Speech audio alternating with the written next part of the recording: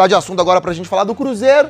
O ano já acabou lá na Toca da Raposa, a turma tá de férias, mas tem muito trabalho nos bastidores. Tá lá no nosso site ge.globo/Cruzeiro. Quem fica? Quem sai?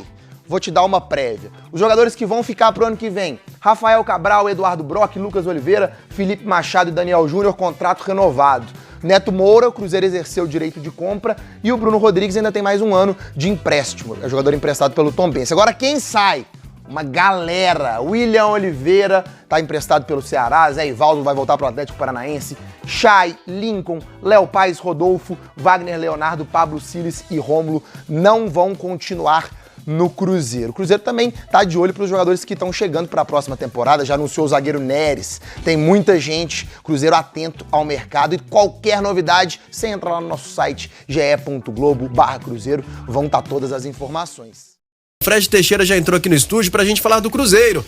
Cruzeiro de férias, né? Até a primeira, segunda e semana de dezembro, o retorno dos jogadores, mas muito trabalho acontece no centro de treinamento, não só na parte física e estrutural das obras, mas também, claro, da parte administrativa, diretoria, em busca do próximo elenco. Vamos atualizar esse noticiário. Abraço, boa tarde, Fred. Boa tarde, Léo, boa tarde, Mara, boa tarde ao amigo ouvinte da Rádio Super.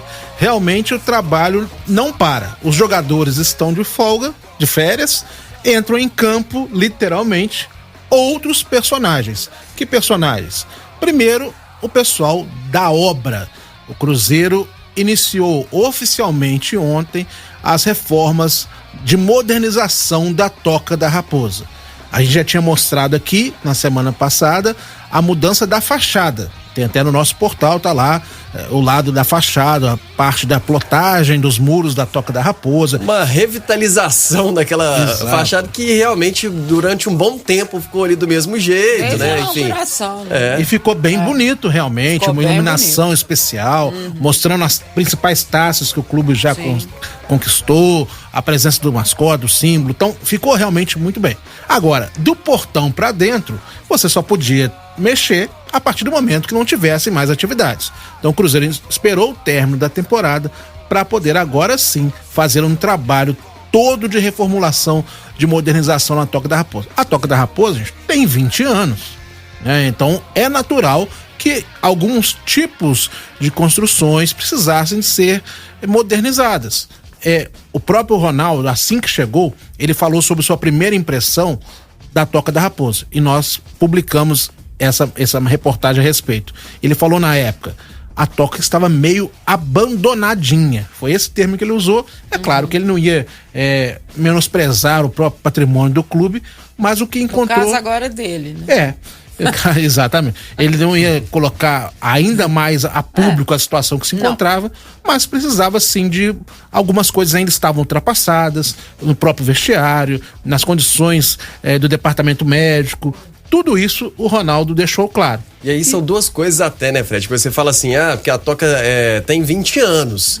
Então a demanda do clube, ela, né, altera durante todo esse tempo. O futebol transformou como um todo. E mais ainda, né, o clube vinha numa crise financeira muito grave, a ponto de interferir na própria estrutura. A gente chegou a noticiar aqui nesse tempo, por exemplo, faltando energia na Toca 1, né? Jogador relatando que, por exemplo, antigamente tinha TV a cabo lá para ver um futebol, já não tinha mais. Então a gente imagina como talvez essa questão estrutural de manutenção foi deixando de lado, e por isso agora talvez precisa de uma retomada mais, né, séria, assim, para conseguir melhorar a estrutura, né? E nós lembramos que com o Ronaldo, com a gestão do Ronaldo, a maior parte de todos os tipos de departamentos de futebol, de comunicação, outros departamentos que existem no Cruzeiro como um todo, foram transferidos para a Toca da Raposa. O Cruzeiro deixou de alugar sede em outros locais, até mesmo daquela questão de economizar. O Cruzeiro passou a gerir o clube como um todo ali, para a maioria dos funcionários atuando na própria Toca da Raposa. Porque, na verdade, só vale explicar para o pessoal, quando a Toca foi construída, inaugurada, era o futebol profissional. O futebol profissional representava a assessoria de imprensa do futebol que ficava lá, né? E os jogadores, comissão técnica e o pessoal do futebol. Quando você tem a transferência e aí você tinha na sede administrativa, que também foi construída na mesma gestão do Zezé Perrella, você tinha aí um prédio daquele tamanho, que todo mundo sabe como é que é. Você tinha a estrutura toda ali, marketing, todas as diretorias, administrativo, o pessoal do jurídico, enfim, você tinha toda a estrutura do clube ali, a presidência e tudo mais. Aí você tem que transferir tudo isso para a Toca, sendo que ela foi criada só para o futebol profissional. Obviamente, você tem que mexer, você vai colocar por mais que você tenha enxugado a máquina, você precisa ter lugar para colocar essas pessoas, né? O site do Cruzeiro funcionava na Toca, e aí você tinha, ou seja, tudo que era voltado para o futebol. Hoje o site do Cruzeiro, eu acredito que eles vão passar por reformulação, porque praticamente não existe, entre aspas, como o clube de futebol. O site do Cruzeiro, não sei se o pessoal sabe, mas ele em outras épocas, ele ganhou várias vezes como o melhor site de clube de futebol do Brasil, né? Ele era ponto de... As notícias dele a credibilidade era tanta que eram passadas para o mundo. Então, tudo isso modificou na vida do Cruzeiro. E é necessário que ele tenha uma estrutura hoje para assimilar todas essas modificações que foram feitas.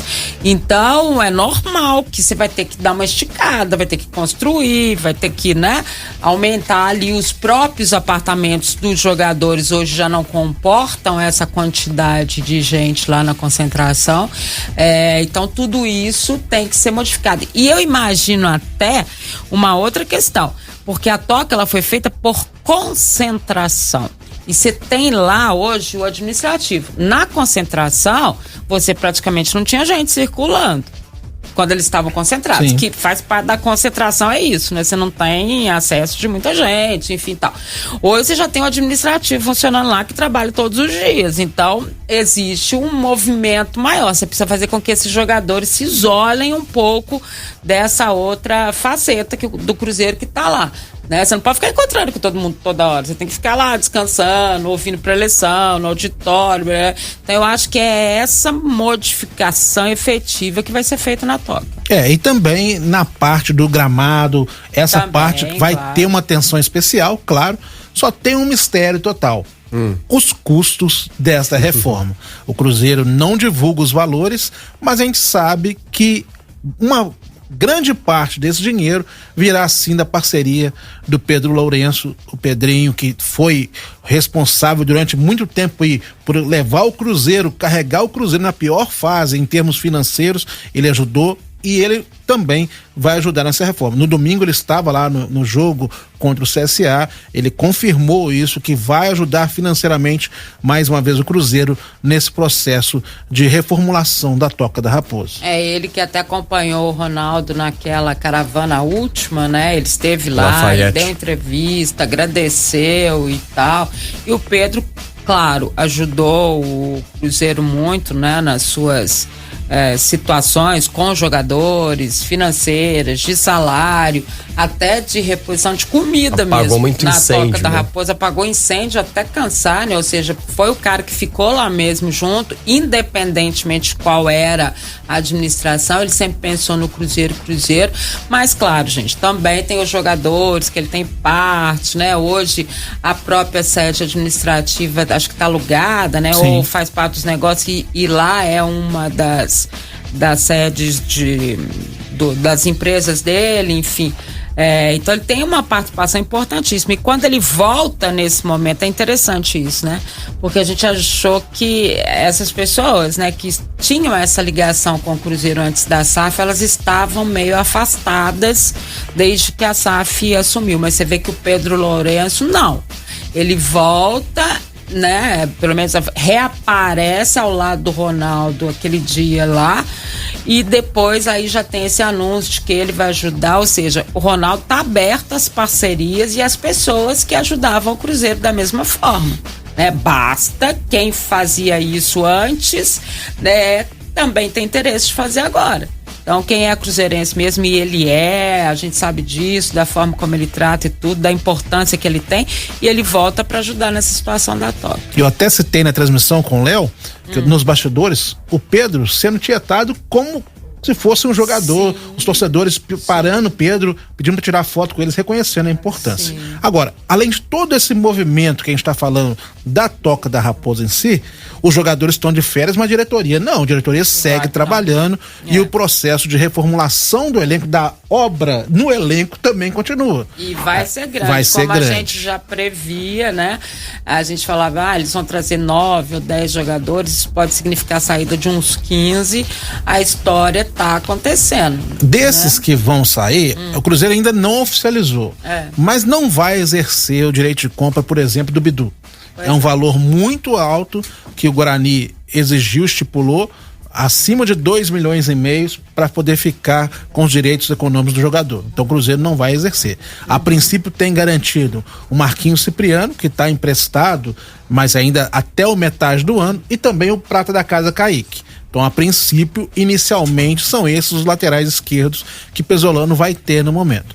E a outra questão, que a gente já levantou aqui, a contratação do goleiro Ronaldo, que era um goleiro revelado, passou pelo Bahia, passou por outros equipes. O goleiro Anderson, que passou pelo Bahia, para outros equipes. Eu falei, gente, chegou mais um. Eles trouxeram outro goleiro, não era. Já teve um Ronaldo no Cruzeiro, mas não é esse, não. É Anderson, desculpa. E com isso, automaticamente, pelo menos um dos outros goleiros não deve ficar. O que vai acontecer, a gente está apurando nos bastidores, é que o Gabriel Mesquita, que teve a sua primeira chance quando o Rafael Cabral acabou suspenso, ele deve ser emprestado. Então ficaria. Ele é do Cruzeiro? Ele veio contratado junto ao Guarani com ainda até dezembro de 2023. Ah, entendi. Então, aí esse empréstimo eles vão reemprestar. Exato, fazendo uma possibilidade, tipo uma ponte para que ele também possa jogar. Porque querendo ou não, né, o jogador ficou o ano inteiro praticamente sem atuar. Até como ele não vai ter espaço, tudo indica, o Rafael Cabral é titular absoluto desse time, o Anderson chegando, o Denivísio também aí como opção, para que ele possa ter a sequência na carreira, também o Cruzeiro vai colocá-lo no que a gente chama na vitrine também. Você acha, você e o Léo, que se despediram mesmo nesse último jogo? Pode fazer uma lista? Por favor. Eu tive que anotar porque é grande. Não fica. O zagueiro Wagner Leonardo não vai ter o contrato renovado. O Léo Paz dificilmente fica. A questão custo-benefício dele não foi boa, é um jogador que se contundiu muito, perdeu uma sequência. O volantes, William Oliveira, Pablo Siles e Canezin. Apesar de William Oliveira e Canezin terem sido titulares durante um certo momento, o William Oliveira em especial, não devem permanecer. O William Oliveira é uma situação interessante porque ele não tem contrato com outro clube. Ele ficaria livre no mercado. Seria uma questão até teoricamente mais fácil financeiramente de você conciliar. Resolver. Mas, que tudo indica, não deve ficar. E os atacantes? Vagninho, Rodolfo e Lincoln. O Lincoln, vocês devem lembrar, quando a gente fez a matéria da chegada dele, já havia uma cláusula no contrato falando que ao final de dezembro, se o Cruzeiro quisesse, poderia devolver o jogador ao clube japonês sem ônus. E ao que tudo indica, isso será feito. E aí entra nas especulações. Bidu, nós já falamos aqui. Zé Ivaldo e Jajá, que pertencem ao Atlético Paranaense, dificilmente devem ficar, porque exigiria uma compensação financeira muito alta que o Cruzeiro não pode fazer agora. Então, esses aí, com já certeza. São 11 aí, né? 11. É o que a gente mais ou menos. E tem gente com mais dúvida, né? Luvanor fica? Não sabemos.